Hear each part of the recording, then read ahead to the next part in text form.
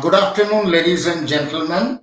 Warm welcome to all of you on behalf of APAC News Network at another edition of APAC Dialogue.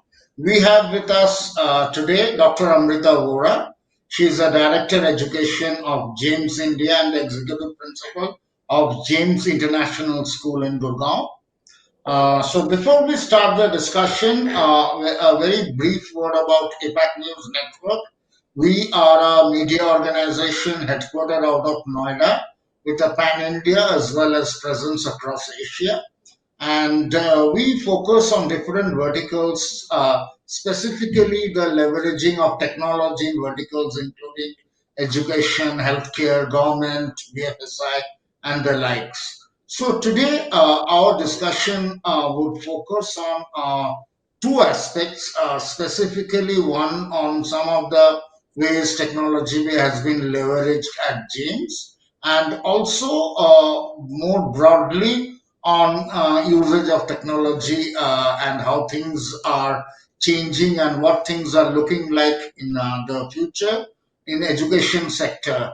So maybe the best way to start would be with Amrita. If we ask you about, if you can brief us about what all technology solution and infrastructure are there at James, and how, in terms of student learning, these technology you are leveraging, especially when last couple of years the mode of learning has primarily been online. Over to you, Amrita. Thank you. Thankfully, the last couple of years, which have been extremely challenging in multiple ways for everybody, I would just say that we were lucky in the sense that we were, maybe slightly better prepared than others.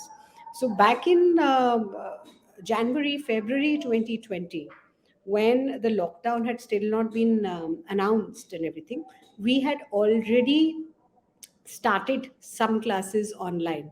We were already leveraging technology for and we were already a Microsoft showcase school, and so the teachers, the faculty, everyone was already trained. The children already knew how to log in, and all the teething issues that schools started working on and faced after the lockdown were thankfully already resolved for us. Our teachers were trained, the children knew what's what and how to go digital. So it was a very smooth transition. And of course, the whole school going digital was absolutely something different, but our remote learning policy and everything else was in place. It was like writing on the wall earlier. So in the other countries, in many of our schools, we had already started these practices, and so the policies and processes and everything else was well aligned, and we implemented right away with detailed support for every stakeholder, as in parent, child, teacher, and all the tech support at the back end and everything else.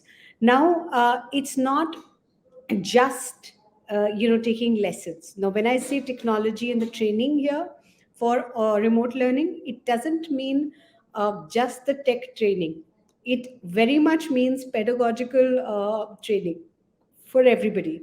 So the professional development network at our school, or rather the professional learning communities in which our teachers normally function, were already well geared, and the entire pedagogy changes when you are taking any lesson remotely through any means whatsoever. So that pedagogical approach was implemented beautifully, and of course we made further enhancements to it over time, and that, I think, led to some amazing results, meaning that for the first time the classroom transcended the ideas of space and time.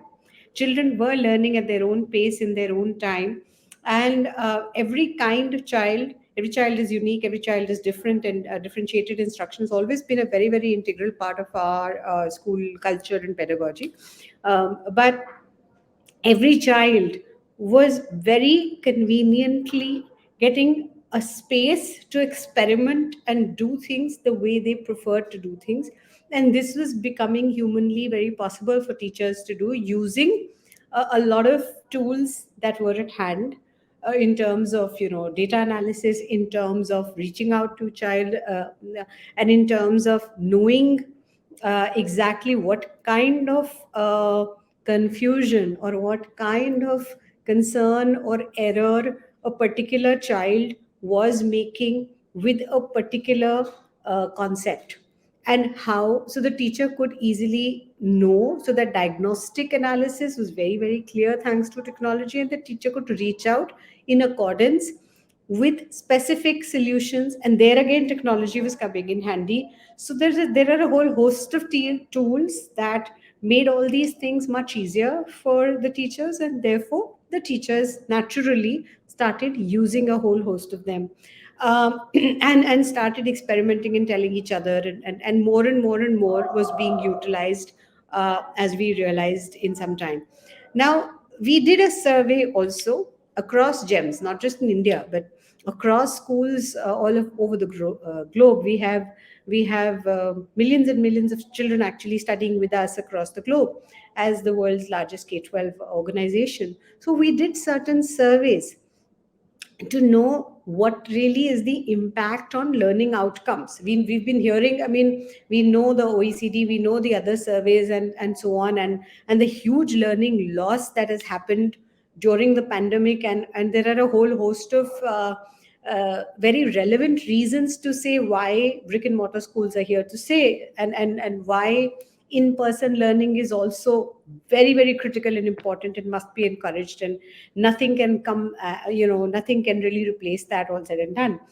But we, for our own schools specifically, did specific surveys, and we got these done through external entities like ENY and so on, to know what was the impact on our children with all the things and tools that we were using, with all the pedagogical awareness and training and everything else in place. What was the impact? Was it positive? And interestingly, the learning outcomes for all our children had actually improved rather than gone bad.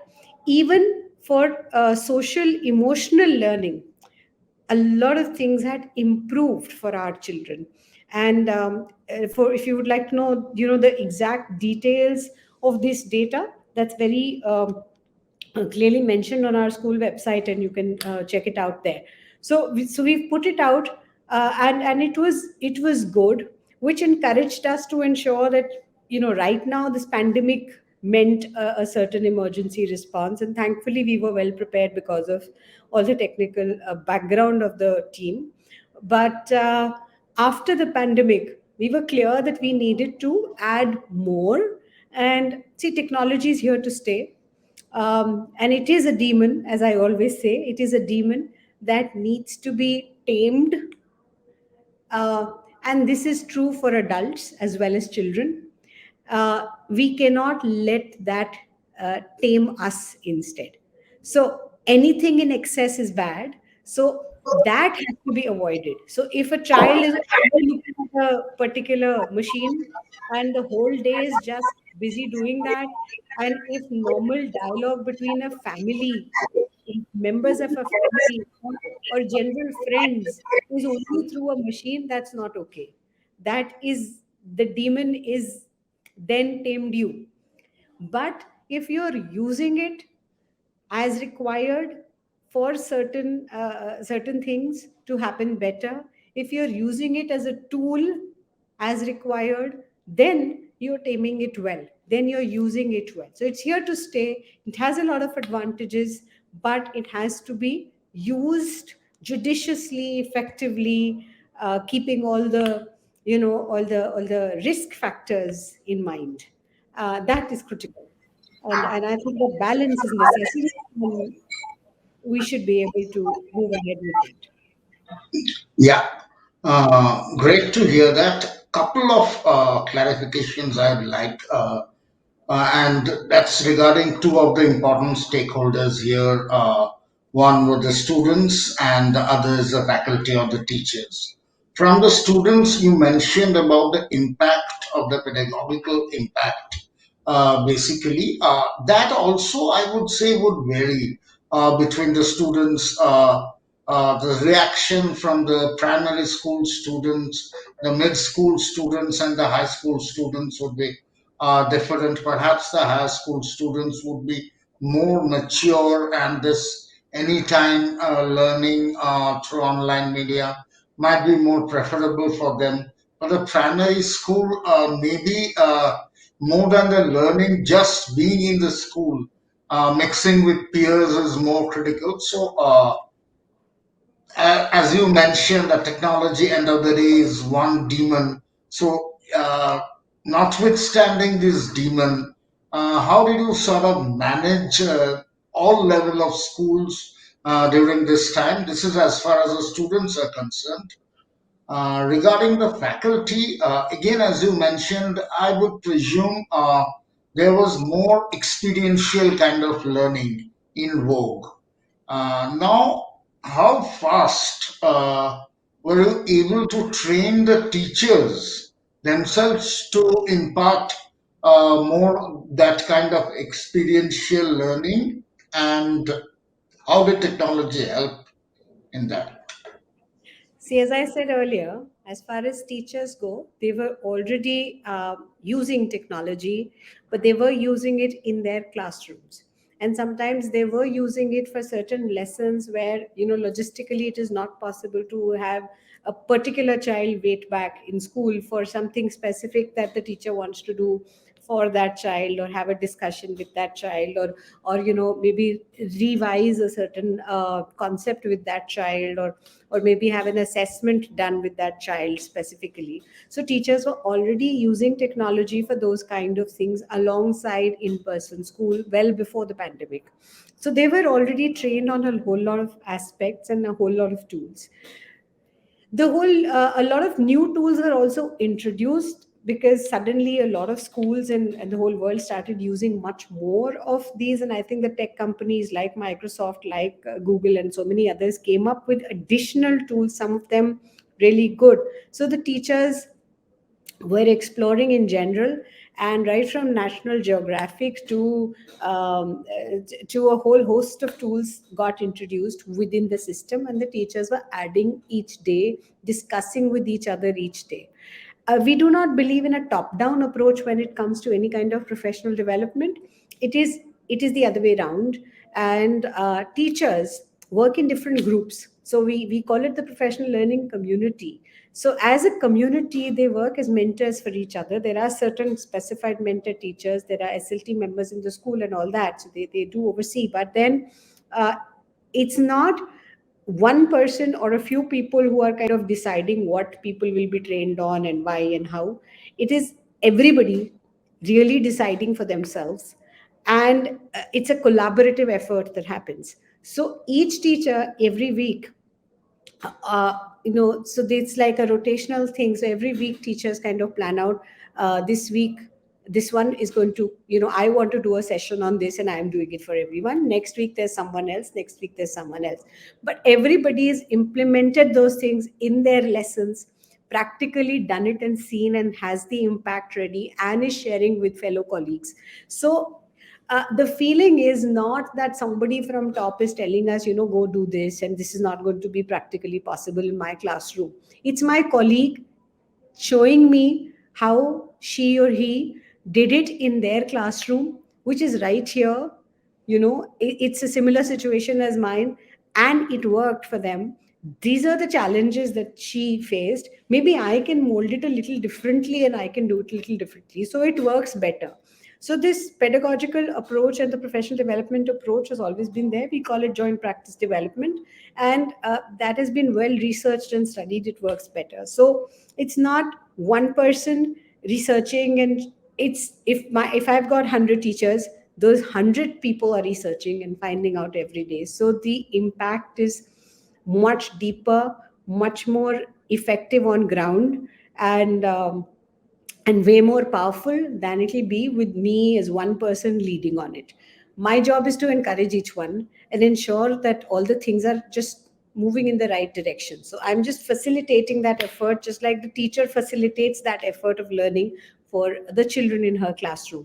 Now, in our case with GEMS, it is not just 100 teachers.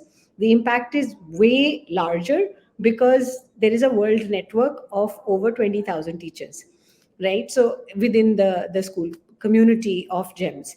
So with these, and this comprises not just of teachers and different subject experts, but also a whole host of education experts from the best places across the globe. So people from Harvard Project Zero, people from different boards and different curricula like IB, like IGCSE, everybody all coming together and joining in this joint practice development effort. So that impact has always been, whether it is about technology or any kind of new pedagogical practice that we end up introducing. Like, we believe in thinking schools, we believe in a thinking curriculum, and we believe that if every child is really genuinely thinking and developing good critical and creative thinking skills, then they are genuinely learning. Otherwise, the rest is, today we are teaching a certain concept. 5 years from now, the way the world is changing, at the speed at which the world is today changing, 5 years from now, that concept may not hold anymore.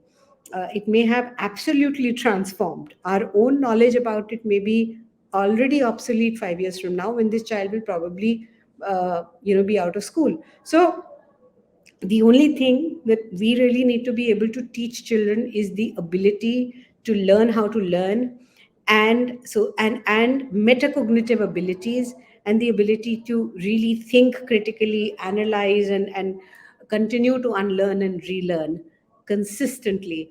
And that's critical. So metacognition has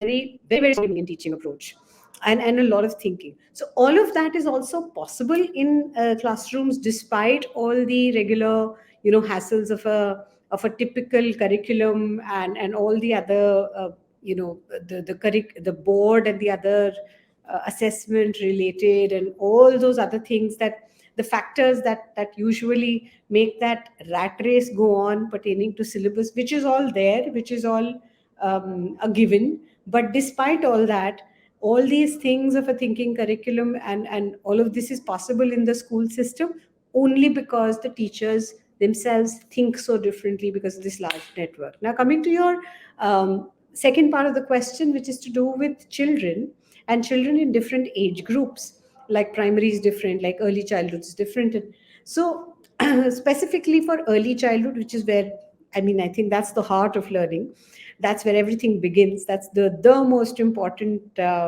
aspect of learning at school, at least as I see it. I mean, people can question it, but I really see that that is the foundation. And early childhood, of course, children are much younger, and we could not have them sitting in front of a screen for too long. So the hours were rather limited for them. And we, of course, in their case, needed a parent initially, at least for the initial few days. The parent needed to sit with them alongside the device. So that was required initially. Very soon, we realized that the children and the parents realized that the children got independent enough and they did not need anyone else's support. Also, it is not just a device is only helping us kind of interact, or see each other, and the teacher and the child talking. So the lesser the number of students, we did not have too many children. So even normally we have 25 children with two teachers in the classroom. So we further divided into, we just had about 12 children with a teacher dealing with everything. More than just the teacher, we are a very Montessori approach school, so the environment really matters. Everything around the environment really creates learning, and everything is a teacher pretty much, including the parent. So we trained the parents a lot, and we helped them create that environment. When we would send the weekly planner, we would not just send that, this will happen, that will happen, that just the schedule, but also maybe simple things like दाल चाहिए होगी एक थाली में, या ये छोटी सी ये चीजें, सब things that were easily available to parents around the house, but could be used to create that environment during the lesson and beyond the lesson, right? So all of that was created, and helping parents use those basic things available around the house for the development of all the seven key learning areas that in the EYFS or earliest foundation stage is the UK curriculum we believe in. So all of those were ensured in early childhood, and of course, very soon. The parents and the children realized that the children were independently managing the schedule, and the schedule really mattered. Now for primary also, the numbers is important. You can't have too many children in the classroom. Again, we ensured that the numbers were limited to 25 or thereabouts, and with any teacher at any given point in time. There were adequate breaks. You can't expect a child to just sit there in front of a screen and listen or speak. You have to have a lot of physical movement also. So that was ensured within the system. Every 20 minutes, the 20 20 20 rule. And apart from that also, the planning of the lessons was such that children were not expected to just sit and listen to one another or to the teacher. They were all the time doing something. They were moving about, not sitting at one place, doing something and interacting and watching things and contributing to the learning. So it was very engaging for each learner. And which is why I think the children could, and this was true for primary as well as middle as well as senior school. The other thing that happened, they were getting now, technology made a lot more possible than the usual engagement in the classroom. So now they were not just interacting with each other and their teacher. They were very often, and very often meaning as often as every second week or so, they were interacting with maybe children from another part of the world. So the teachers were planning co-teaching sessions with maybe a school in Switzerland, maybe another school in Italy, maybe another school in Nigeria, and so on and so forth. So children were suddenly, the whole globe was in a way open, and here they were interacting with children and teachers from across different parts of the world. Maybe having a French lesson where the native speakers and our children were interacting. They were exchanging notes, they were exchanging, they even exchanged letters. Some they posted and emails and so on and so forth. So they were exchanging a whole lot of assignments, and they were also developing and doing some work together. uh, a whole lot of all this suddenly opened up. So the idea of a student exchange program and a global connect on something, or virtual internships when it comes to slightly senior, more secondary and senior secondary students, all of these suddenly became one uh, regular aspect of life at school. So that mattered. Now for senior children, a whole lot of virtual internships, as I mentioned, but other than virtual internships, interactions with people in real kind of job scenarios as to how, what is it like to work with Google, for instance, or what is it like, and in or what is it like to be today in San Francisco working for a certain IT organization. What does it feel like? He listening to this and interacting with people right there became possible. And then maybe engaging in certain projects, for depending on what their interest areas are. Children chose different projects with different entities, and picked up what they would like to really learn more about practically, and what they would, so they may finally maybe choose a whole different career. We don't know today. But for children to have access to understand, to be able to interact with people in the real world, going about different careers in different ways, gives them a lot of perspective, gives them a lot of real time understanding of a lot of concepts that they are learning in school. And this experience, I mean, we may do a whole lot of, we do a lot of things in the school, in physical as well as in online school, or hybrid school now, um, to give experiences to children. But performing something, doing something. Or recently, for example, our children had sessions with Quill Club, and they're coming out with a book with stories of their own. So actually interacting with writers, authors, and seeing what they feel, uh, indulging in the idea of writing, discussing their own story with a real author, and going through the whole process of publishing a book of their own. That entire process, that experience matters. A lot of this became much more easy, and we were doing it earlier too, but it just became much more easy with the reach that technology made possible, the outreach, the access that technology made possible to all kinds of different walks of life. Okay.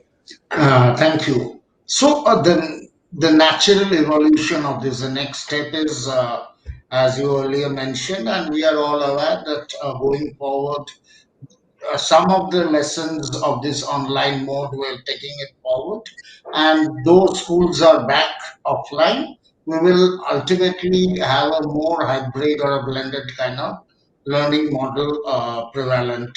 So even things like, especially in some parts of North India, extreme heat, there were plans that students need not to go physically to schools, instead the hybrid learning model. So my question is, one, as the blended learning model further matures, how do you foresee the evolution happening?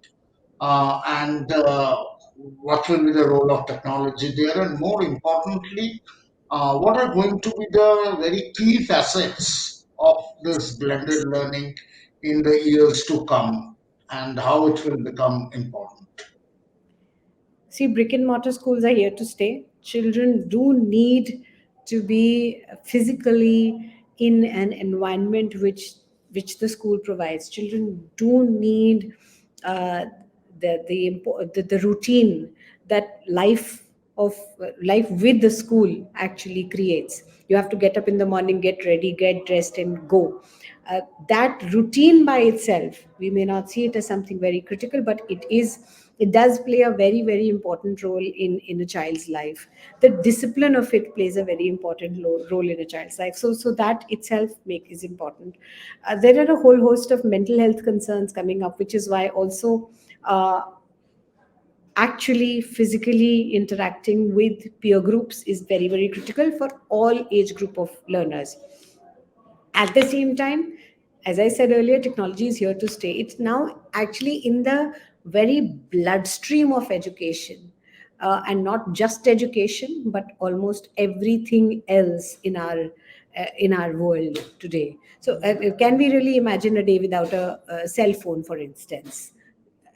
थोड़ी देर के लिए खो जाए, then we've had it, so it is that critical now in our lives. And it's not just for talking that we use the device. We use it for a host of things. We use it to connect to the bank. We use it for almost every aspect of our life. It is really in the bloodstream of the way we live our lives today. So you cannot have, how can education be far behind? Education also has to blend it in. And what I referred to earlier, so some of the things that make life much easier for a teacher. We, for instance, were always believing in DI. Now, with an assessment has to be formative in nature, but now with the help of technology, whether the lesson happens online or offline doesn't matter. We can still use a device as required, and we can still use maybe an assessment which helps the teacher to put in branching questions. So if as a child I make a certain kind of mistake, then why would I have made that mistake? Is because I had a certain kind of misconception. Now another child could have a different one, yet another child could have a whole different one on the same concept.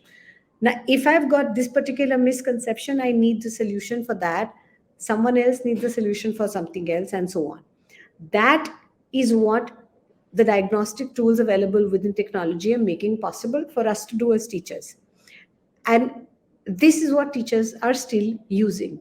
Teachers do need a lot of data, and technology makes it much easier to use data more effectively. Now data doesn't only talk about academic subjects and concept clarity, etc., on in those areas, but also a lot of data on what is it that I felt like, or what were my interests earlier, How have they changed? How have they, so over a period of time, how are my social and emotional interactions and behaviors transforming? How is how are my resilient skills transforming? What am I getting much better at? And all of this data also matters. What strategy utilized maybe by the school, maybe by the parent, is working well, sorry, and what maybe is not. All of that is very, very critical to be understood by a school and by the parent community, and together, as partners, we can ensure that the child gets the best of everything that they require. And excuse me for that, and is able to achieve the potential that each one has.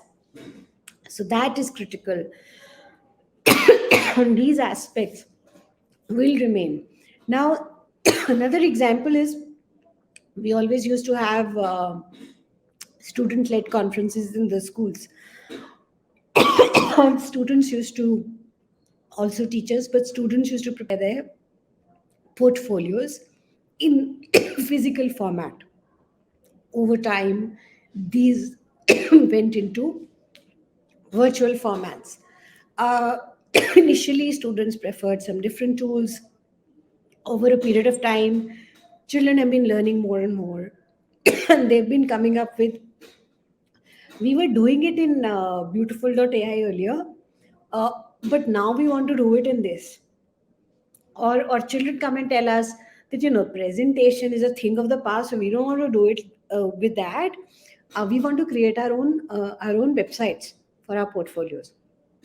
I said, fine. So today, each child actually creates their own web pages with their portfolios, right? And at different age levels, they have their ICT teacher also saying that age appropriately, I think, and the choices are so varied and vast, and there is so much more that they are able to put into that portfolio that in a physical file is not always possible. So that all of these things, and there are certain things like, for example, immersive reader.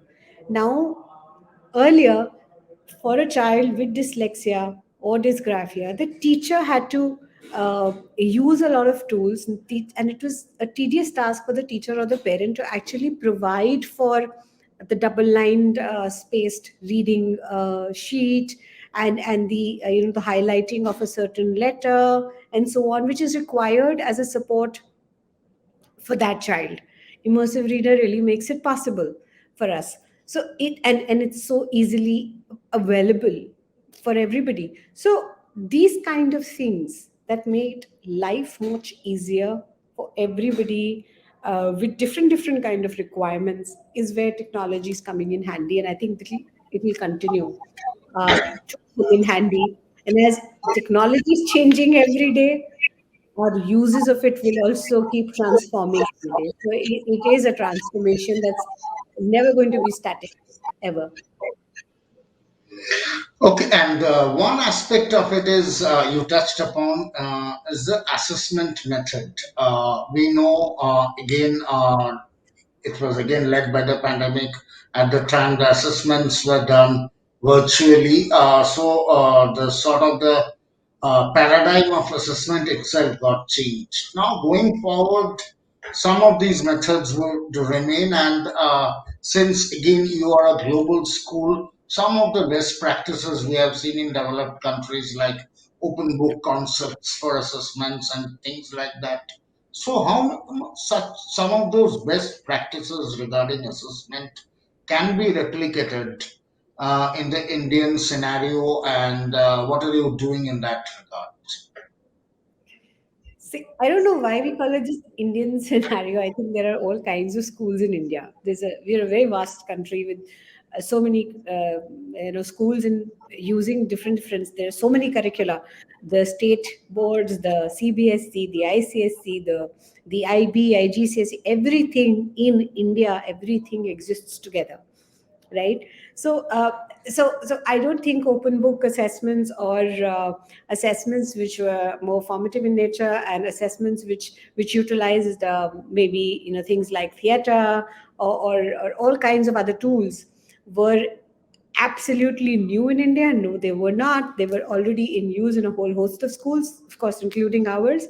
But even for very Indian specific curricula like CBSE, which is a more national curriculum in nature, or ICSE, and so on, a lot of emphasis CBSE has given on to changes that are so urgently needed in the whole idea of assessment. And that hasn't happened only in 2020 and onwards, or only with the NEP 2020, but it has been something that has been discussed over years and years now. And there have been a lot of even the implementation of the CCE so many years ago was an effort in this direction.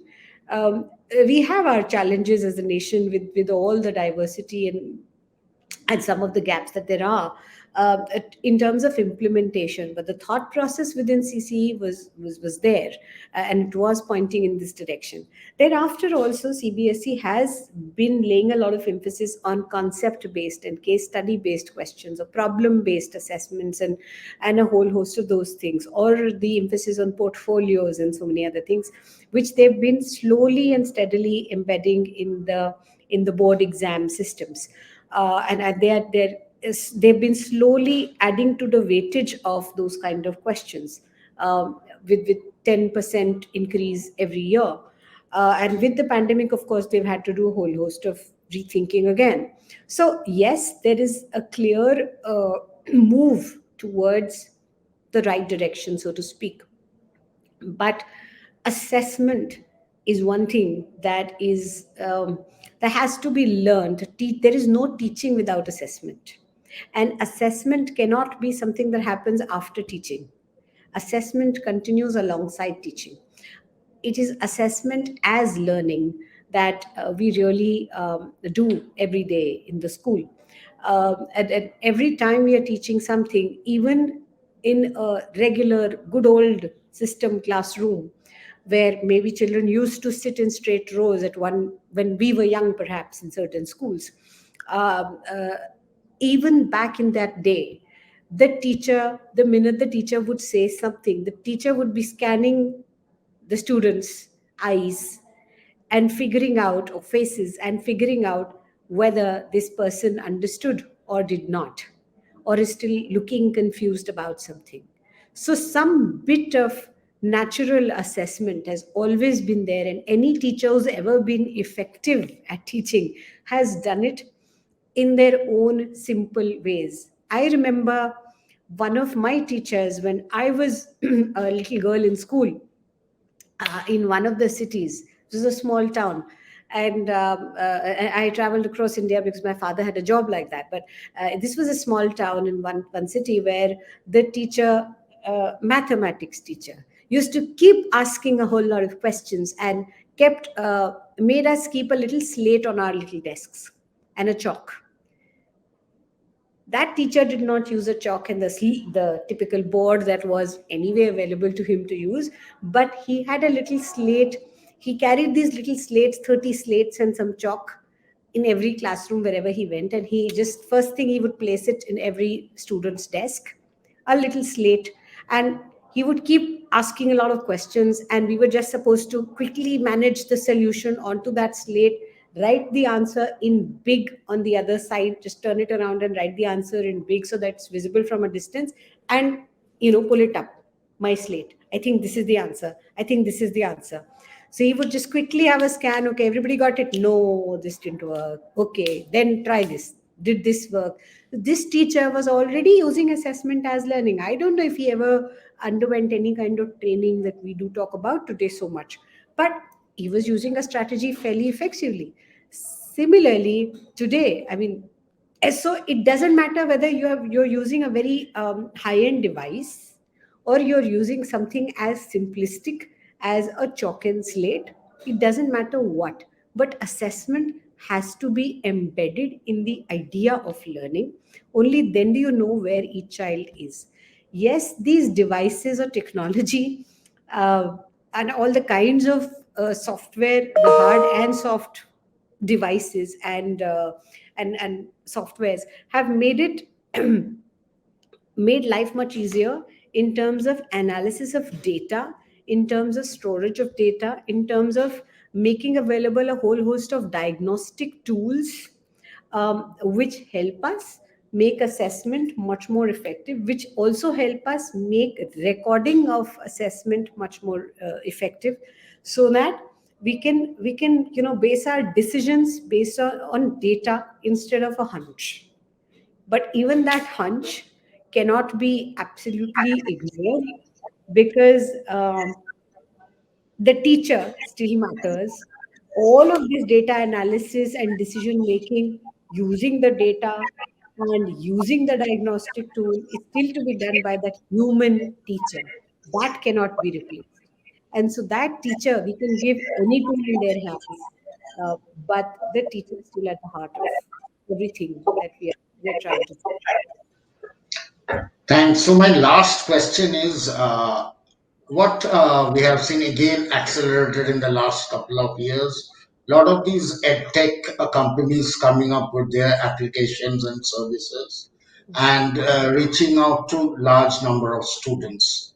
Now, as an institutionally going forward, how do you see the alignment between the schools, these edtech applications, and the students? One, obviously, they are catering to the academic curricula, but more importantly, is the teaching alignment. How will that work out, or do you expect a conflict arising out of this situation? No, I don't see a conflict, to be honest. I I just see that balance is always the key, and I do see the teachers have to be. A lot of edtech is very often not designed by teachers or people who understand teaching, which is where the concern really is. So very often when a teacher, eventually it is designed for a teacher. So when any teacher starts to, or a school starts to use those tools, some of the aspects seem very impractical, and then that doesn't work. But when you see a tool, so within GEMS also we have the Tomorrow platform, which is designed within the school and by the school and by a whole host of teachers. So when we use aspects from there, we know that they work for us practically. So of course, technology people have also participated in the process, uh, but it is essentially driven by the needs that have been analyzed or thought by teachers or learners. So then it is more effective. And whatever technology tools, some are very very effective for a particular child, something else, maybe another software is more effective for another child. Now I understand that I should not be taking any specific brand names here, but uh, but the thing is that maybe, but everybody is trying to kind of create a tool which can solve a certain problem. Everybody is trying to design that. Now, that problem could differ, or the nature of that problem could vary from one child to another. So while one tool may be very effective for a particular child, there's another one more effective and more useful for someone else. So that judicious understanding of what is working for whom uh, will set in over a period of time. And I think people are already beginning to do that. So people sift through, okay, this app works well for me, so I'm using this. Someone else uses something else, and so on. So that uh, common ground has to be reached eventually, and that slowly and steadily is happening. Great. Thanks a lot for your time, and my apologies again for the delay in the morning. No, Um, we had an excellent and discussion and very interesting lot of facets come up, and wish to meet you in our next global education conclave which will happening in a couple of months' time, and this time it will be in person. So hope to meet you there. Thanks a lot. Thank you so much, and looking forward to meeting you all in person. Sure.